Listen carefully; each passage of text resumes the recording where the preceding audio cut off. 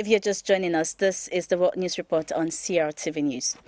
The urgent need for stronger pharmaceutical regulation in Africa has once again taken center stage at the just ended African Union Summit with the launch of the African Meds Agency Now, a campaign spearheaded by the African Medicines Agency Treaty Alliance, AMATA.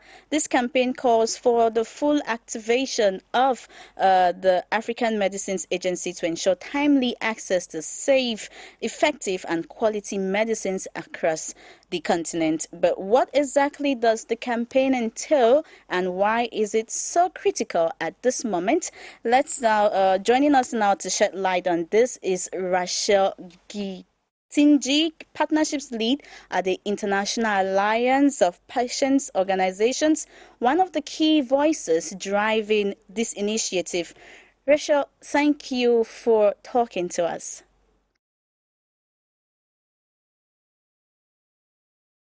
Hello, Gladys. Thank you for having me. It's a real pleasure to be here. So to start our discussion, do you mind sharing with us why is the hashtag Africans Meds Agency Now campaign so crucial at this moment, and what do you hope to achieve with this campaign? So the African Medicines Agency Now campaign is a campaign that is being led by the African Medicines Agency Treaty Alliance.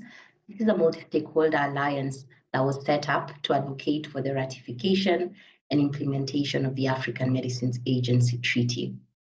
This campaign is crucial as it aims to highlight the urgent problem of weak systems for regulating medicines and medical devices in Africa, a situation that allows for poor quality and falsified medicines to spread and put people's health at risk.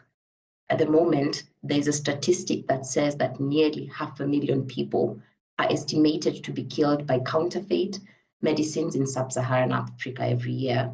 And this is from the United Nations Office on Drugs and Crime. So because of this, the campaign is a call to action to our African leaders to urgently operationalize and fully activate the African Medicines Agency, as we believe it's critical to establish a continental regulatory body to reduce the complexity of medicines and medical devices regulatory frameworks that currently exist.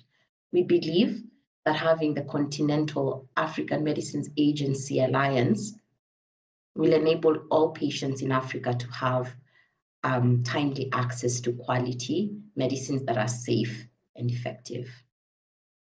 So tell us, what are the main challenges Africa faces in regulating medicines and medical devices, and how would the full activation of the African Medicines Agency address these issues?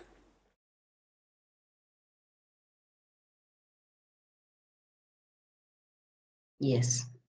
So the main challenge we face as a continent is the complex regulatory landscape in Africa, where we have 54 national regulatory agencies functioning on their own at a national level with varying levels of capacity, and only a handful of them meet the highest global standards. The existing regulatory fragmentation slows down the approval and distribution process of life-saving medicines, diagnostics, and vaccines, and this is what leads to opportunities for substandard and falsified medicines to circulate in the market. In addition to the issue of fragmentation, we know that several regional harmonization efforts have come up to try and streamline the regulations, but they lack the full authority or efficiency at the continental level. So the African Medicines Agency, once fully operationalized, is expected to bridge these gaps by establishing clear mandates, priorities, and operational independence to ensure that the regulation of medicines and medical devices happens in a more streamlined way. And this will now lead to patients having access to safe, effective, and quality medicines when they need them. So, Rachel, looking at the impact this is going to have, how can individuals, patient groups, and other stakeholders contribute or actively support the campaign, and what impact will their involvement have?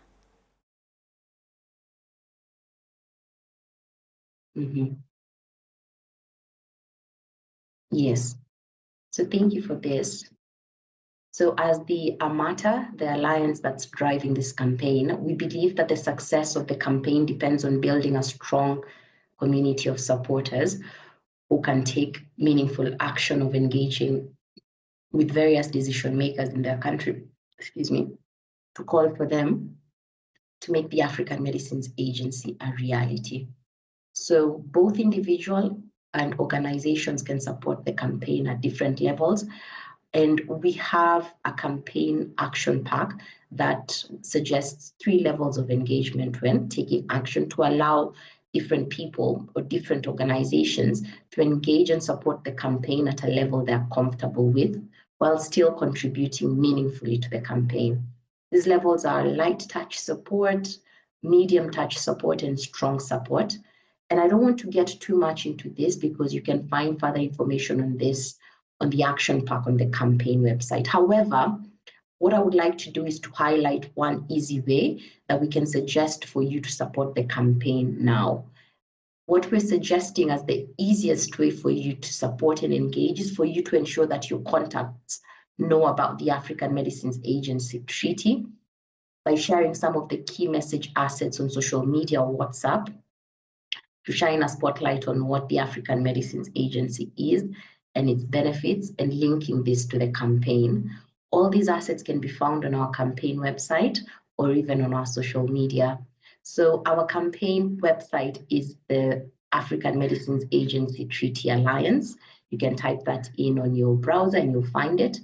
And then you can find us on X, formerly Twitter. Our handle is @AfricanAmata, or on LinkedIn, where our handle is the African Medicines Agency Treaty Alliance. So we invite everyone to visit our site or our social media where you can access all various kinds of campaign resources in multiple languages. At the moment, we have them in English, French, Arabic, and Portuguese.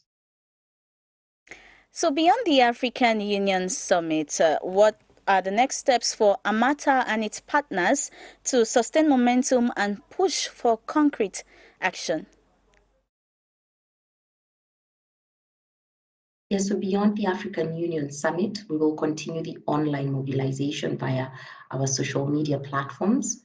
And this is to ensure more people are aware of the African Medicines Agency and its significant benefits, and for all of us to continue putting pressure on decision makers to act urgently to operationalize and put in place the agency as soon as possible. So we invite you to follow us on X and even on LinkedIn.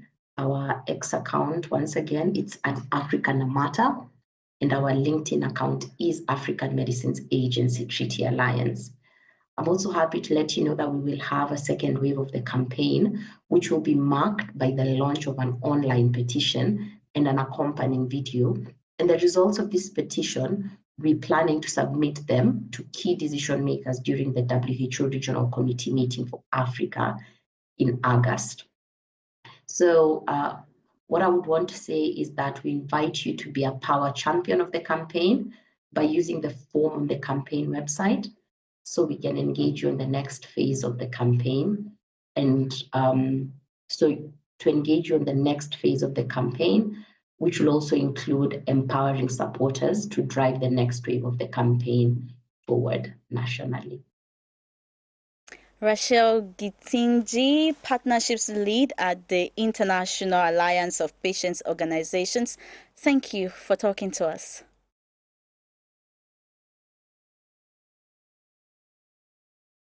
Thank you, Gladys. It's always a pleasure.